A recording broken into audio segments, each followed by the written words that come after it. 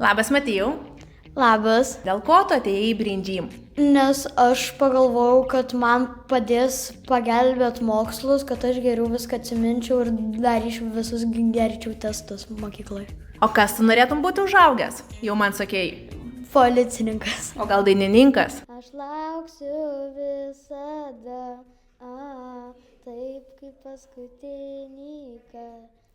Nusvajojau anksčiau, bet dabar nelabai, nežinau. O kaip tu galvoji, kuo yra panašus Brindžym trenerio ir policininko darbas? Gal kalbėtis daug. O treneriai ir baudas išrašinėja? Brindžymo tik taškus baudų neduoda, bet policininkai baudas duoda. O koks yra mano mėgstamiausias pratimas, kurį darom kartu? Gal mėgstamiausias kryžiukai nuliukai, nes aš jo taip nelabai mėgstu, bet visą laiką sako padarom. O aš žinau, koks tavo mėgstamiausias pratimas, tai yra atminties istorija. Taip, ir visą laiką, kai darom pratimus, Matijus sako, kada darysim istoriją. O kodėl jūs pasirinkot būtent šitą vietą dirbti, va šitoj va vietoj Brindžymo? Nes man visą laiką patiko dirbti su vaikais, labai patinka, kai jie tobulėja ir labai patinka su jumis bendrauti.